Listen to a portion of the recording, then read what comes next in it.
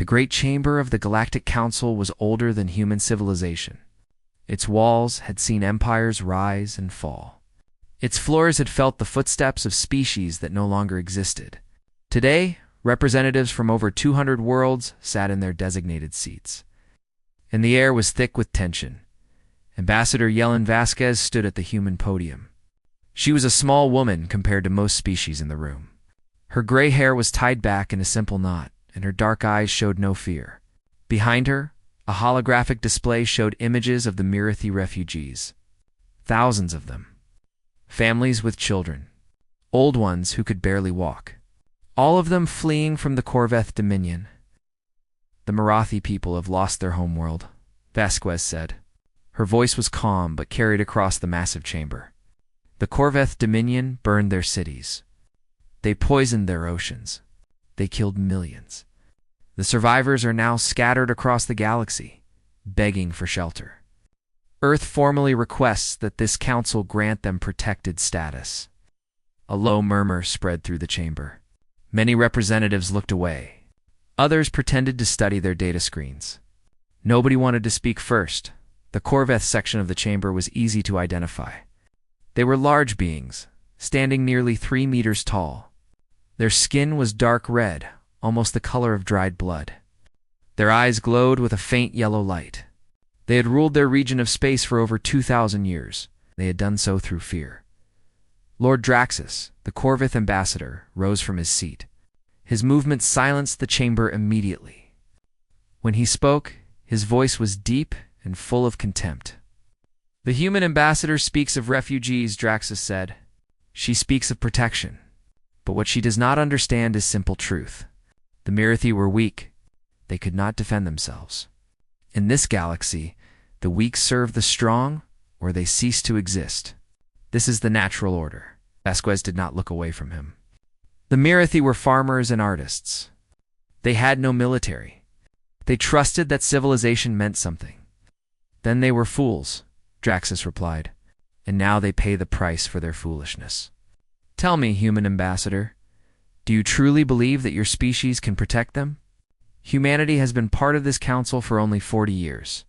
You are children playing at politics. You have no great fleets. You have no ancient alliances. What exactly do you think you can do?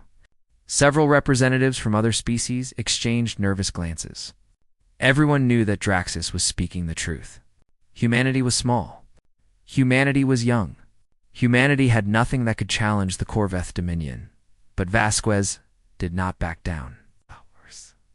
We'll provide sanctuary for the Mirathi refugees, she said. We will protect them. We ask the council to recognize this protection formally. Draxus laughed. It was an ugly sound. You will protect them? You... He stepped forward, his massive form casting a shadow across the chamber floor. Let me explain something to you, human. The last species that tried to challenge Corvath authority was the Velanthi. Do you know what happened to them? Silence. They no longer exist, Draxus continued.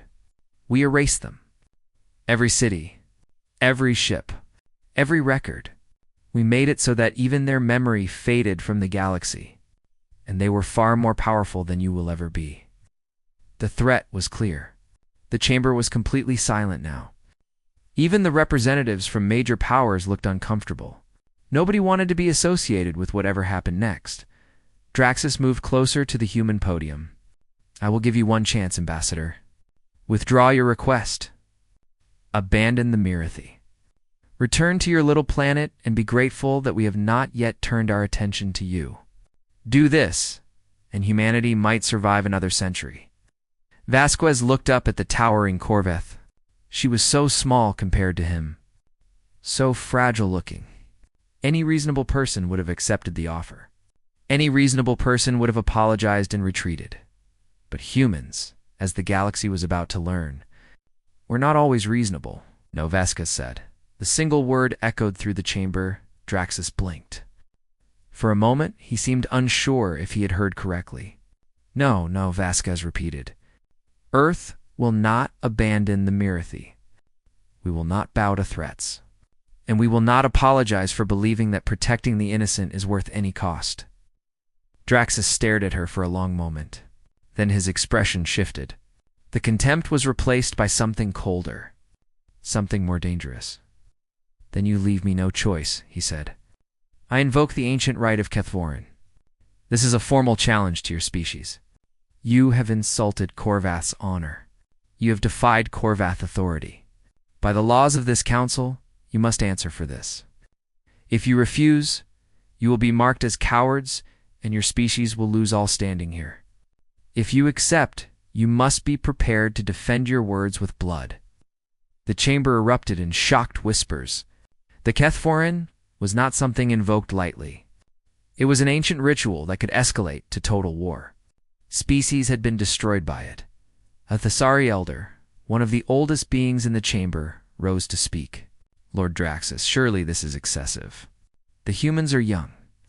They do not fully understand what they are. They understand enough to insult us," Draxus interrupted. "They understand enough to defy us. Now they will understand the consequences." All eyes turned to Vasquez. Everyone expected her to apologize now. Everyone expected her to beg for forgiveness. There was still time to avoid this disaster. Vasquez took a deep breath. Then she spoke the words that would change galactic history. "I accept the Kethvorin challenge." The chamber exploded into chaos. Representatives shouted in disbelief. Some called for order. Others began transmitting urgent messages to their homeworlds. In 300 years, no species had accepted a Kethvorin challenge from the Korvath. The last one that did had been completely annihilated. Lord Draxus himself seemed stunned for a brief moment. Then a slow smile spread across his face. "So be it. You have chosen death for your entire species. I almost admire your stupidity." Vasquez gathered her documents and began to leave the chamber. She showed no fear. She showed no regret. She walked with the calm confidence of someone who knew exactly what she was doing. At the chamber door, an ancient Thessari elder blocked her path. His face was filled with concern. "Do you understand what you have done, human?" he asked quietly. "Do you understand that you have just sentenced your people to war against the most brutal empire in the galaxy?" Vasquez looked at the old alien. Her eyes were steady. "Yes," she said. "I understand perfectly." The elder shook his head. "Then I must ask you why. Why would you sacrifice everything for refugees who are not even your own kind?" Vasquez smiled slightly. It was not a happy smile. It was the smile of someone who had already made peace with what was coming. "Because someone had to," she said. "Because if we do not stand for others, we do not deserve to stand at all." She walked past him and disappeared into the corridor. Behind her, the galaxy prepared to watch humanity die. What they did not know was that humanity had been preparing for this moment for 40 years. What they did not know was that humans had learned long ago that the universe was not kind to the weak.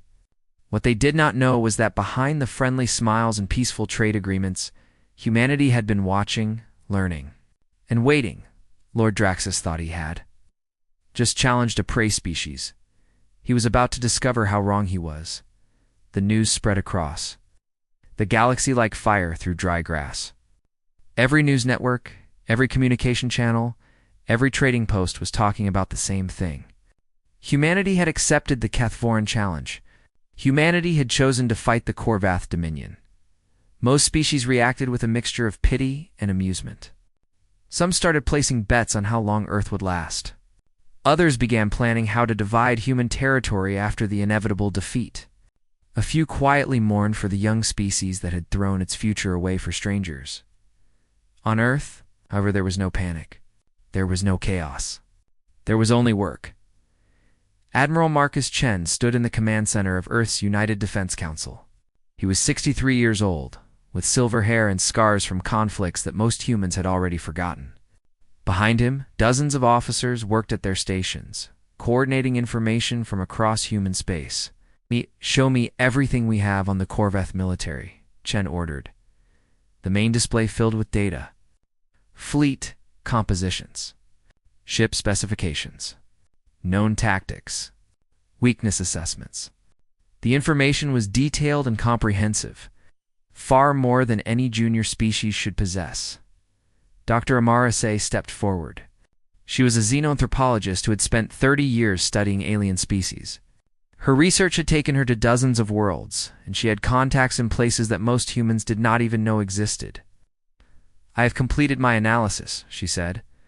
"The Corveth are powerful, but they have a critical weakness. They have not faced a real challenge in over 300 years. Their tactics have not changed.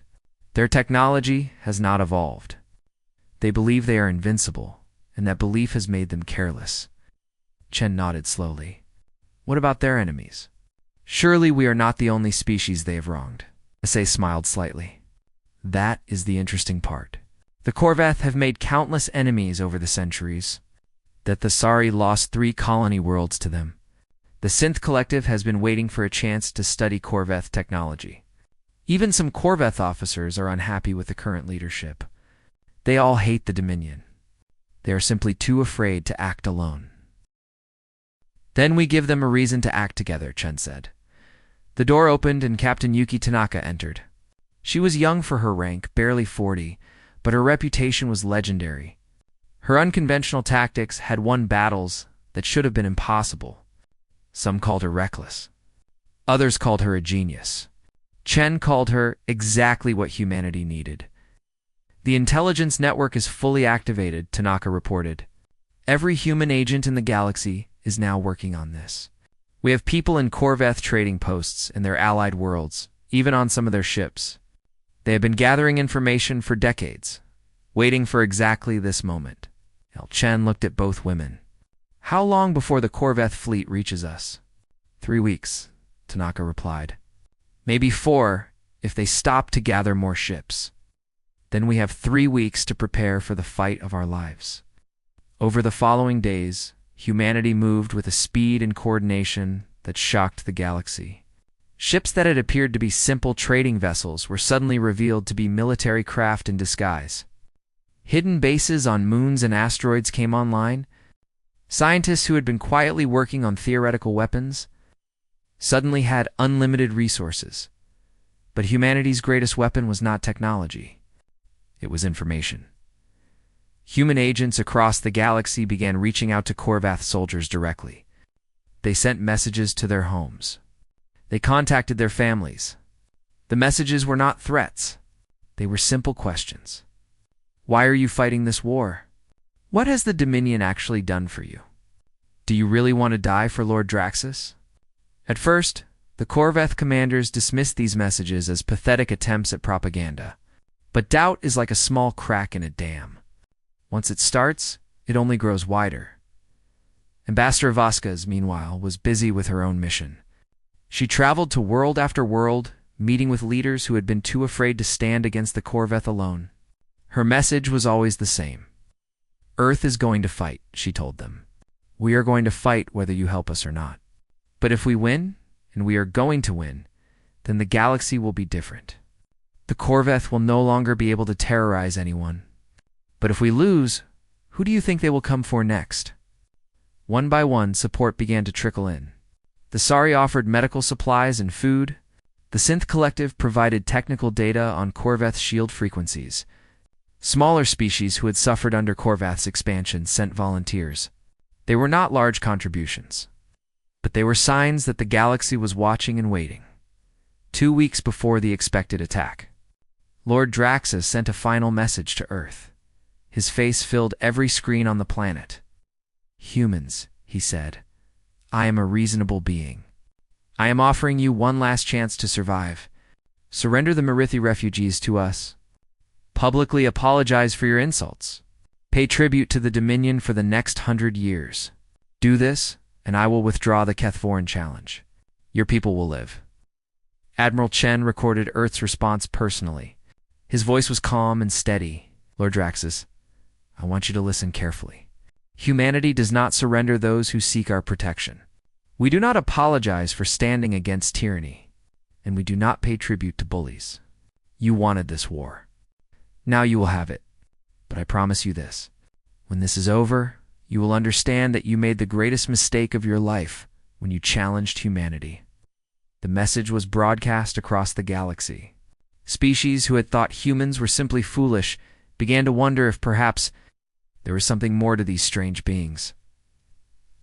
Lord Draxus watched the message in his command chamber. Around him, his officers waited nervously for his reaction. For a long moment, Draxus said nothing. Then he began to laugh. It was a cruel, confident laugh. "Prepare the fleet," he ordered. "All 300 warships. We will not simply defeat these humans. We will make an example of them. Every species in the galaxy will watch as we burn Earth to ash. No one will ever dare challenge us again." His officers hurried to obey. The greatest military force that Corvith had assembled in centuries began to move. 300 warships, carrying millions of soldiers. Each one eager to prove that the Dominion was still supreme. They expected a quick victory. They expected a terrified species waiting to die. They expected everything they had always known about war. What they did not expect was what waited for them in the darkness between stars. What they did not expect was a species that had spent 40 years preparing for exactly this moment. What they did not expect was that humans had learned something long ago, that the Corveth had never understood. The most dangerous creature in the universe is not the one with the biggest claws or the sharpest teeth. It is the one that has nothing left to lose and everything to protect. As the Corveth fleet jumped to hyperspace, Admiral Chen stood at his command post and watched the stars. Beside him, Captain Tanaka checked her weapon. "Do you think we can win?" she asked quietly. Chen was silent for a long moment. Then he smiled. "I think," he said, "that they have no idea what they are about to face." The war for humanity's survival had begun. The Corvith Armada dropped out of hyperspace near Jupiter, and Lord Draxus immediately knew something was wrong. He had expected to find human defense platforms. He had expected to see a desperate fleet waiting to make its final stand. He had expected fear and chaos and the beginning of humanity's end. Instead, he found nothing. The space around Jupiter was empty. No ships, no stations, no sign of any defense at all. Just the giant planet with its swirling storms and its silent moons. "Scan the area," Draxus ordered. "Find their fleet." His officers worked quickly, but their reports were all the same. No human ships detected. No military installations, nothing. Commander Threx, one of Draxus's younger officers, stepped forward. "My lord, this could be a trap. Perhaps we should proceed with caution." Draxus turned to look at him with contempt. "A trap? The humans have no ships capable of threatening us. They have no weapons that can penetrate our shields. They are hiding because they are afraid, nothing more. All ships, advance toward the inner planets. We will find them and destroy them." The massive fleet began to move forward. 300 warships spreading out in a formation that had conquered dozens of worlds. They passed the moons of Jupiter without incident. They continued toward Mars. Still nothing. Then the first moon exploded with light. It was not an attack, not exactly. Thousands of small drones launched from hidden bases on Europa, Ganymede, and Callisto.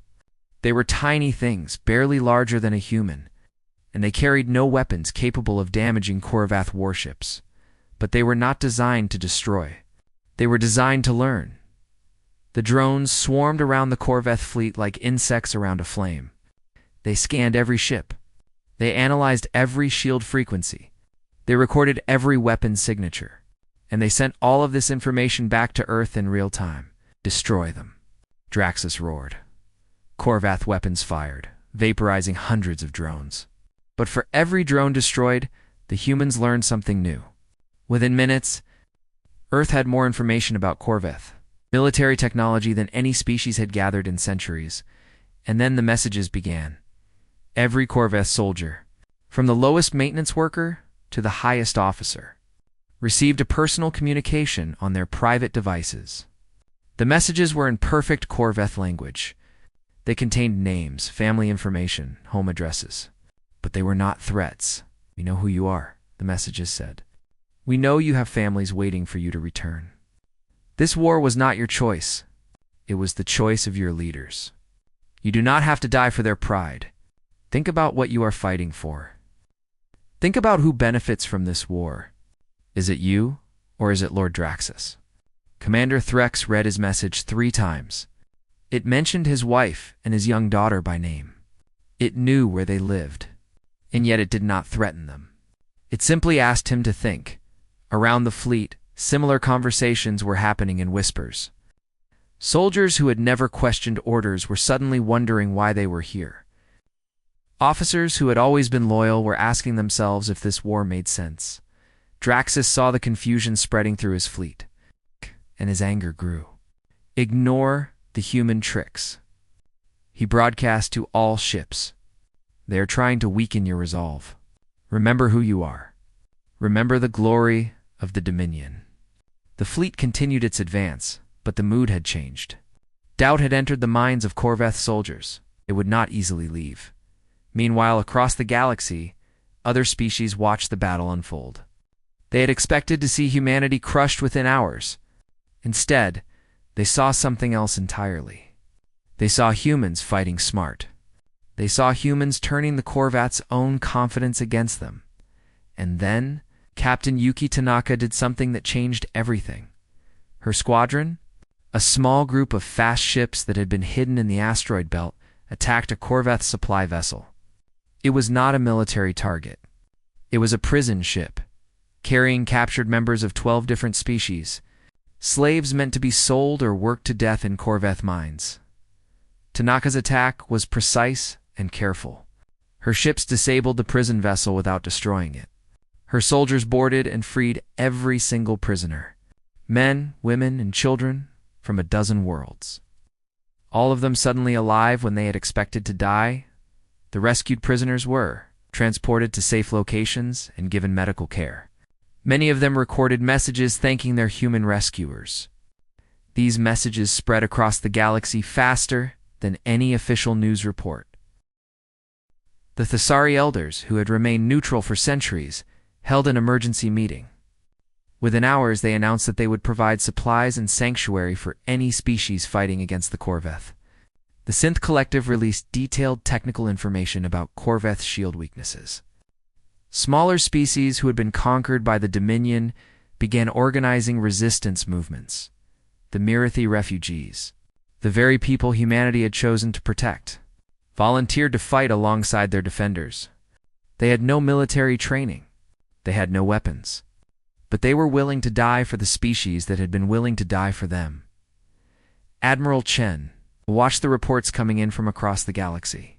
For the first time since the challenge was accepted, he allowed himself to hope. "They are joining us," Dr. Essay said, her voice filled with wonder. "Species that have been enemies for generations are working together. All because we chose to stand for something." Chen nodded. The Corveth rule through fear. But fear only works as long as everyone believes resistance is impossible. We showed them it is not. But the battle was far from over. The Corveth fleet reached Mars and finally found human resistance. Defense platforms opened fire. Human ships engaged in hit-and-run attacks. The fighting was fierce and costly. Thousands of humans died in the outer defense lines.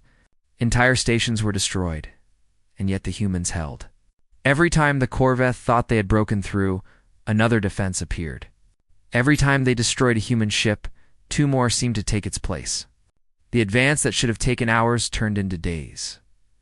Lord Draxus stood on the bridge of his flagship, staring at the tactical display. His fleet had suffered only minor losses, but the victory that should have been easy was proving impossibly difficult. "Enough," he said finally. "Enough of these games."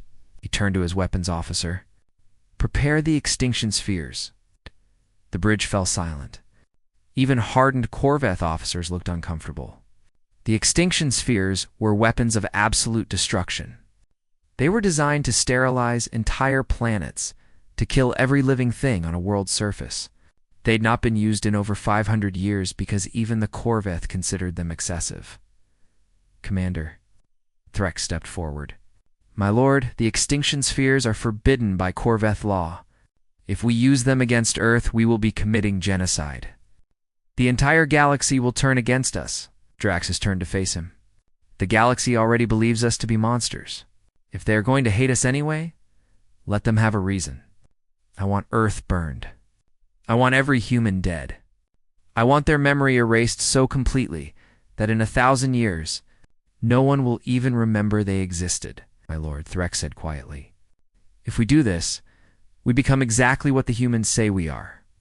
Draxus smiled. It was a terrible smile. Then let them be right. Prepare the weapons. The officers hesitated. For a long moment, no one moved. Then slowly, they began to obey. Across the solar system, human sensors detected the extinction spheres powering up. Admiral Chen received the report, and his face went pale. They are really going to do it, he said.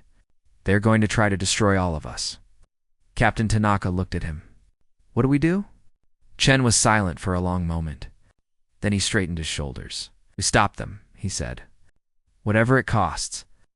The final battle for Earth's survival was about to begin. News of the extinction. Spheres spread across the galaxy within hours. Every species, whether friend or enemy of the Corveth, watched in horror as the weapons powered up.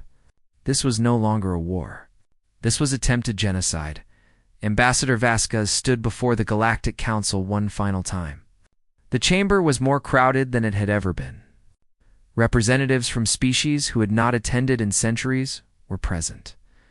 Everyone wanted to witness what might be humanity's final message. Vasquez did not beg. She did not plead for help. She did not ask for mercy. Instead, she told stories. She told them about human history. She told them about times when humanity had faced extinction before. From ice ages to plagues to wars that nearly destroyed civilization. She told them about how humans had always survived. Not because they were the strongest or the smartest, but because they refused to give up. She told them about the Mirithi refugees who were now fighting alongside humans. About the Thesari doctors who had volunteered to treat wounded soldiers. About the synth engineers who were working day and night to find a way to disable the extinction spheres. About how species that had been strangers a month ago were now standing together. Corveth believe they can destroy us with fear, Vasquez said. They believe that if they make an example of Earth, the galaxy will return to silence. They are wrong. Because fear only works when people feel alone, and we are not alone anymore. She paused and looked around the chamber. We may die tomorrow. Earth may burn. But what we have started will not die with us. The coalition we have built will continue. The hope we have given will survive, and one day the Corveth will face a galaxy that is no longer afraid. Her final words echoed through the chamber. We will not become what we fight against, but we will not stop fighting. Across the galaxy, billions watched the broadcast. Many wept. Some began preparing their own resistance movements. Others simply held their families close and hoped. On a Corveth warship, Commander Threx watched the broadcast in his private quarters. He had not slept in days. The human messages had awakened something in him that he had tried to bury for years. Doubt, shame, the knowledge that he was serving something evil.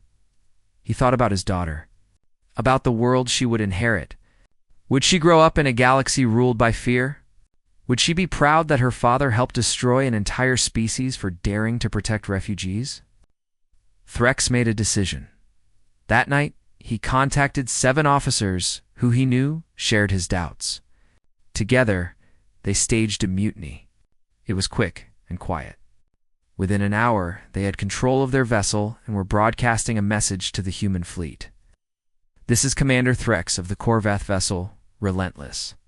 I am defecting to the human side. I carry with me the technical specifications needed to disable the extinction spheres. I do this not because I expect forgiveness, but because I cannot serve genocide. His transmission was picked up by every ship in the system, Corveth and human alike. On the Corveth flagship, Lord Draxus screamed in rage and ordered Threx's ship destroyed. But it was too late. Human escorts had already reached the defector, and he was under their protection. The technical data Threx provided changed everything.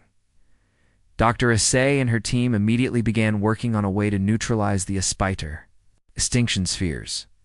It would not be easy, but it was possible. Admiral Chen knew they had one chance. The extinction spheres were being prepared aboard 4 separate Corvith vessels. All 4 had to be disabled before they could fire. If even one reached Earth, billions would die. The battle would take place among the rings of Saturn. Chen had chosen the location carefully. The ice and rock of the rings would interfere with Corvith's sensors and limit their ability to use their superior numbers. It was the best chance humanity had. The Coalition fleet gathered. It was not large compared to the Corvath Armada, but it was more diverse than any fleet in galactic history. Human warships flew alongside the Sari medical vessels. Synth drone carriers, coordinated with Mirathi volunteer squadrons, ships from 12 different species, all united against a common enemy. As the fleet prepared to engage, Captain Tanaka addressed her pilots. Today we fight for everyone who cannot fight for themselves. Today we fight for the Mirathi, for the Valanthi who were erased from history, for every species the Corvath have terrorized. Today we show the galaxy that tyranny can be defeated. The battle began at dawn, Earth time. It was chaos. Ships exploded in flashes of light. Debris scattered through the rings of Saturn. The Corvith fleet was larger and more powerful, but the Coalition fought with desperate determination. They had no choice. Failure meant extinction. Captain Tanaka led her squadron directly toward the first extinction sphere carrier. Her pilots were the best humanity had, veterans of 100 simulated battles and survivors of the outer defense lines. They dodged Corveth fire with movements that seemed almost impossible. The first carrier's shields fell. Under concentrated fire, Coalition Marines boarded and fought their way to the weapon core. They disabled the extinction sphere with seconds to spare.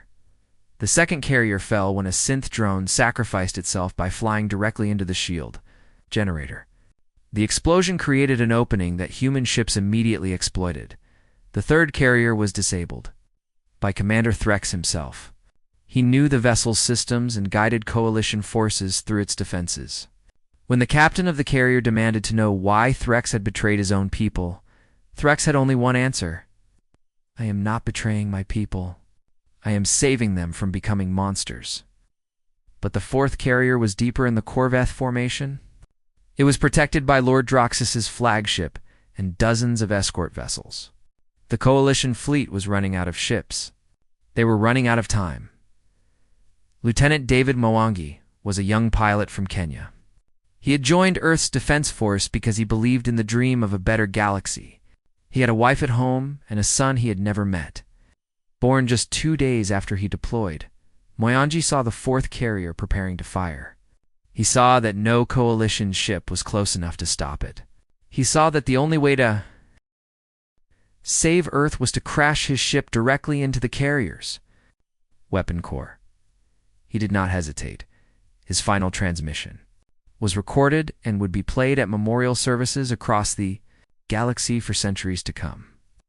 For everyone who never had someone to protect them, his ship struck the carrier at full speed.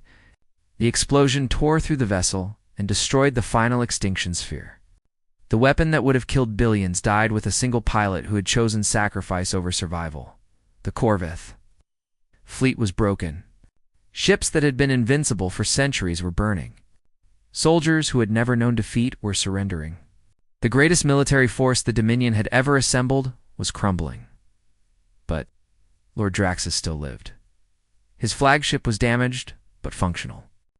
He stood on his bridge, surrounded by the wreckage of his plans, and felt something he had never felt before. Fear he could not lose. He could not return to Corveth space as the leader who had been defeated by humans. His career, his reputation, his entire legacy would be destroyed. There was only one option left. Draxus broadcast a message to the Coalition fleet. Admiral Chen of Earth, I challenge you to single combat. The ancient laws of Kethferon allow this. One warrior against another. If you win, the Corveth will withdraw. If I win, Earth surrenders. Face me if you dare. The challenge was unexpected. Single combat had not been used to decide a war in over 1,000 years. But the ancient laws were clear. Chen could not refuse without losing honor for all of humanity. Captain Tanaka protested immediately. Sir, you cannot accept. Draxus is a trained warrior. He is younger and stronger. This is a trap. Chen looked at the tactical display. The coalition had won the battle, but at enormous cost. Continuing to fight would mean thousands more deaths, maybe millions. If there was a chance to end this now, he had to take it. I accept, he said. Tanaka grabbed his arm. You will die. Chen smiled sadly.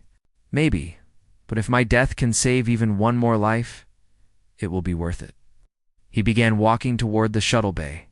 Behind him, the coalition fleet fell silent. Across the galaxy, billions watched and waited. The duel that would decide humanity's fate was about to begin. The duel took place aboard a neutral station at the edge of the battlefield. Representatives from every council species were present to witness the outcome. The chamber was circular, with high walls and no furniture. It was designed for exactly this purpose, a place where warriors could settle disputes with blood. Admiral Marcus. Chen walked into the chamber wearing simple combat armor. He carried a standard military blade, the same weapon issued to every human soldier. He was 63 years old, tired from days of battle, and carrying wounds that had not yet healed. Lord Draxus entered from the opposite side. He stood nearly 3 meters tall, a mountain of muscle and rage. His ceremonial armor was decorated with the symbols of 100 victories. His weapon was a massive blade that most humans could not even lift. The difference between them was obvious to everyone watching. This was not a fair fight. This was an execution. You could have surrendered, Draxus said as they faced each other. You could have saved yourself. Chen shook his head. Surrender was never an option, and you will die for nothing. The fight began. Draxus attacked with the speed that had made him legendary among his people. His blade cut through the air like a storm. A normal opponent would have been dead in seconds. But Chen was not a normal opponent.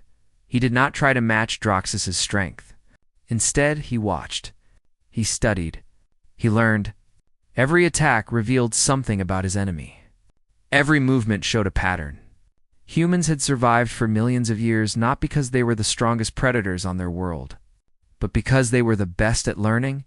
Chen dodged and retreated, taking small cuts rather than fatal blows.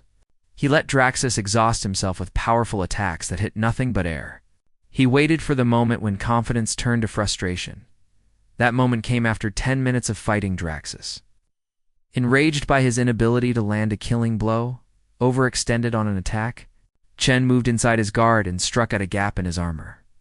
It was not a deep wound, but it was the first blood Draxus had shed in decades. The Corveth Lord stumbled back in shock. Impossible. Nothing is impossible, Chen replied. That is the first lesson humans learn. The fight continued. Draxus became more careful, but also more desperate. He was not used to opponents who survived this long. He was not used to being challenged at all. Chen took more wounds. His armor was cracked. Blood dripped from a dozen cuts. But every time Draxus thought he had one, the human got back up. Every time he expected surrender, he saw only determination. Finally, Draxus landed a powerful blow that shattered Chen's blade and sent him crashing to the ground.